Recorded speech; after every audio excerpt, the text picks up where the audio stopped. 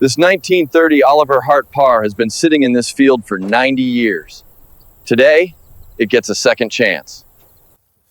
The owner's family bought this new in 1930. It plowed these very fields during the Depression.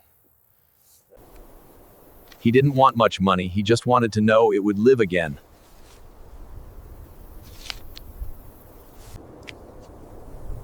A handshake sealed the deal, and a promise was made. For him, this wasn't just a tractor. It was his grandfather's legacy. As he walked away, I knew this restoration had to be perfect. He made me promise to bring it back to life, just like his father would have wanted. After 90 years, the wheels are completely seized. We'll need to free every moving part.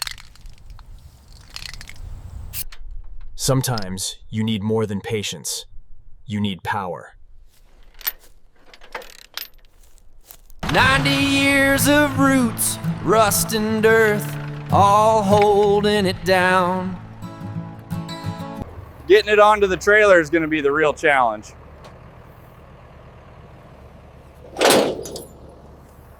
Every inch is a battle. This machine doesn't want to leave its resting place. Chain down tight. This tractor has survived 90 years. Whew, it'll survive one more trip.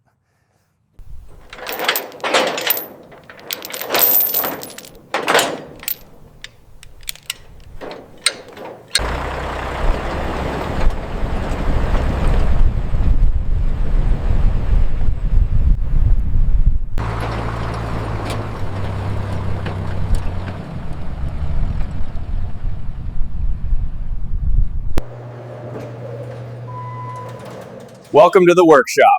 This is where the real work begins. 90 years of rust and decay. Under the bright lights, the damage is even worse than I thought.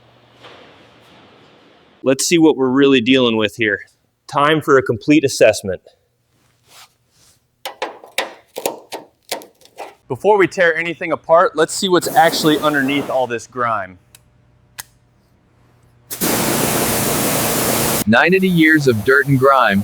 Let's see what's hiding underneath. With every pass, more of the original tractor comes back to life. Some areas are so rusted, even high pressure can't break through. We'll need more aggressive methods. Now that the surface is clean, we can finally see what we're working with. Time to open this engine up. The underside is where 90 years of field mud has hardened into cement. These bolts haven't moved since the Great Depression. They'll need chemical persuasion. With the bolts finally free, the hood comes off to reveal the heart of this machine. This engine block, I've never seen one this far gone. Every surface is either rusted or seized. Every bolt, every part needs to be documented.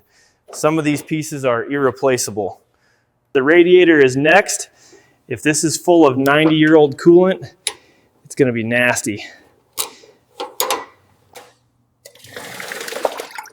Oh man, this is absolutely disgusting. That's 90 years of corrosion right there. These rubber hoses have turned to stone after 90 years. They're going to crack apart like pottery. 4 bolts hold this radiator in place. After 90 years, they're practically welded by rust.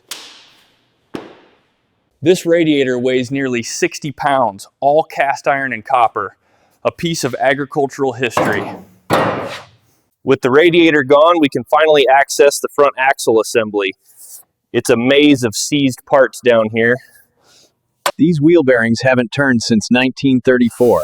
Time to flood them with penetrating oil.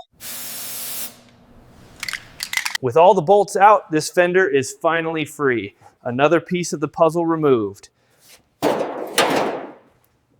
After just a few hours, we've barely scratched the surface. This restoration is going to be a marathon, not a sprint. The opposite side fender is even more rusted. The bolts are completely frozen. Two fenders down. The tractor is starting to look like a skeleton. This seat has cradled 3 generations of farmers. Today, it comes off for the first time in 90 years. The fuel tank is still half full of 90-year-old gasoline. This could be dangerous. What comes out is barely recognizable as gasoline. It's thick, dark, and completely unusable. With the tank drained, we can safely remove it. These mounting straps are completely corroded.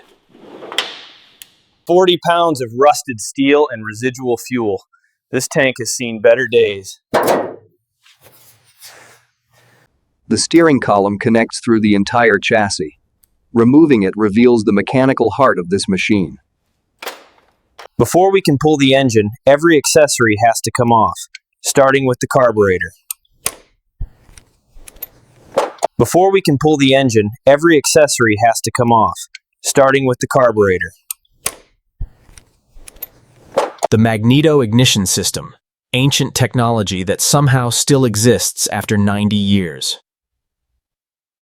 We need to drain the oil before moving this engine. After 90 years, it's basically sludge.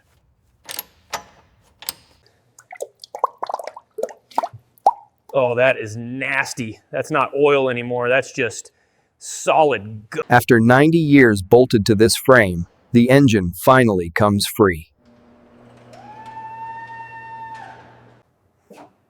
Look at that. For the first time since 1930, you can see straight through this tractor. With the engine out, we can finally access the transmission. Let's see what shape the gears are in. Not bad, actually. The rear wheels and axles are next. These differential housings are absolutely massive. These wheels haven't been off since the Roosevelt administration. Time to break them free. Drum brakes from 1930, completely seized with rust. We'll have to cut them apart to rebuild. One rear wheel down, one to go. Let's make this frame completely bare. The front wheels are all that's left. Once these are off, this frame will be completely stripped.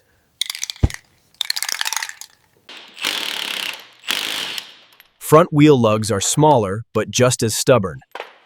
Impact wrench time. After all that penetrating oil, this wheel should slide right off.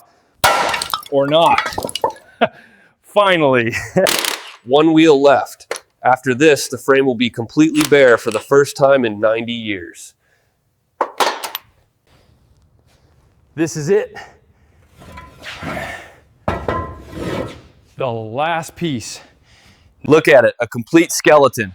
Every panel, every component, every bolt removed. Now the real work begins. Before any metal work can begin, this frame needs to be completely degreased. 90 years of oil and grime. Now to blast away decades of filth. This is the most satisfying part. Compressed air blasts away the water, preventing new rust from forming on the bare metal.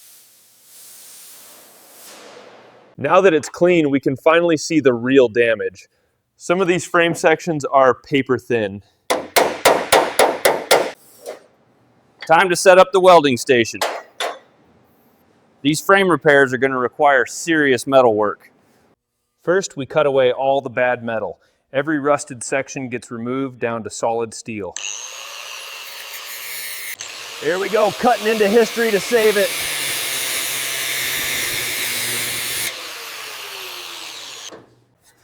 Look at that.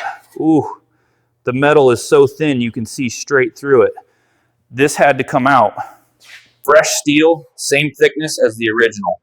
We're not just fixing this, we're rebuilding it to last another 90 years. Look at that. The metal is so thin you can see straight through it. This had to come out.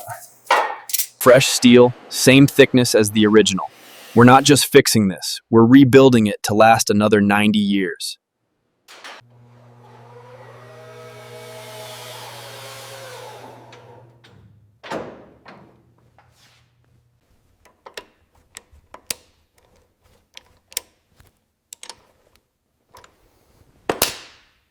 Okay, radiator's in. Let's get these hoses connected. This new upper one should slide right on. Perfect. Now for the lower.